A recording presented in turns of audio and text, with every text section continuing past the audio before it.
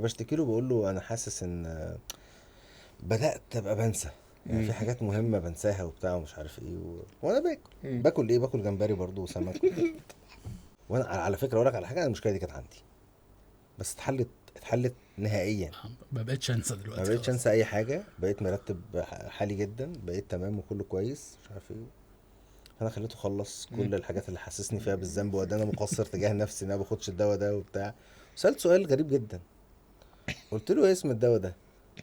قال لي اسمه هو قعد يفتكر تلت ساعة تانيين. اللهم صل على النبي. هو في التلت ساعة دي انا الاكل في بقي لا عارف ابلع ولا عارف ده اعمل كان حاجة بيموت تانية، مني بقى خلاص. وبدأت ازرق بجد، يعني بدأ لوني يبقى ازرق وشفايفي تبقى زرقاء، وانا بقول له جملة واحدة، اقول له الدواء مش شغال يا حسن، الدواء مش شغال، شوف لك دواء غيره. انا فاكر حاجة تانية اللي كانت هتموتني من الضحك دي، ده بجد. لا انا ناسيها. طبعا انت لازم تبقى ناسي. ناسي. انا يا معلم قاعد معاه، انت عارف طول الوقت احنا عندنا تاسكات كتير وبنتابع حاجات كتير وبتاع، وانا عندي مشكله مع نفسي اللي هي ايه، دايما بقعد اقيس نفسي اللي هو ايه، لا انا كنت بفتكر اكتر السنه اللي فاتت، انا كنت بصحى ساعات اكتر السنه اللي فاتت، فعندي ازمه كده. فبدا هو يحكي لي في تلت ساعه، في تلت ساعه ده بجد، في دواء. عن ان في دواء بيعالج المشكله دي جدا.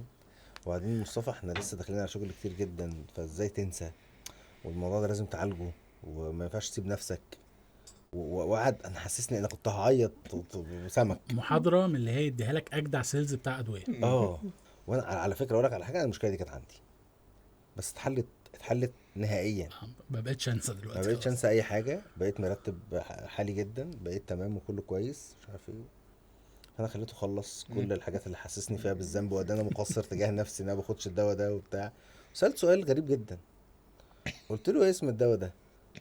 قال لي اسمه هو قعد يفتكر تلت ساعة تانيين. اللهم صل على النبي.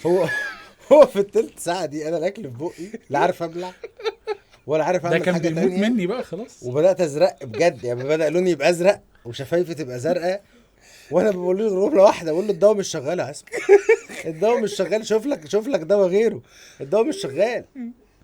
لحد ما اكتشفنا ان هو دواء ما ينفعش ينسى اسمه، اوميجا 3. انا اصلا باكله دلوقتي، انا مش محتاج اخد دواء. نروح فين بقى، تلف الايام ونروح معرض ابو ظبي. لا معرض شرقة الشرقة. معرض الشرقة الشرق في صحيح، الشرقة صح. مظبوط الشرق.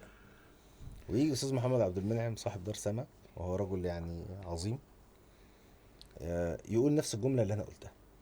يقول انا يا جماعه، لا العكس اظن، العكس كان بينصحك. انا برضو قلت ان انا هو بنسى. قال انت قلت انك بتنسى، فالراجل مشكورا قرر ان هو يديك الوصفة الصح. اداني نفس المحاضره، تبيكال نفس وعصمت قاعد بقى، فانا بدات ابص لعصمت وخايف تحصل نفس النتيجه. هنروح هناك.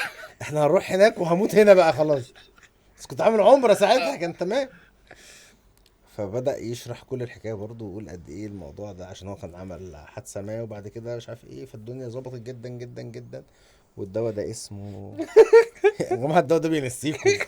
هو الدواء ده بيخليك بس تبيعه يعني انت فاهم ده التارجت انت بتاعك. بتبيع الدواء بس انا هو الوحيد اللي مش اسمه ايه؟ ناسي. انت الوحيد فينا اللي فاكر الموضوع. قلت له انا خايف يطلع اوميجا 3، قال لي ايوه هو اوميجا 3. انت عضته يا عصمت وايه اللي حصل؟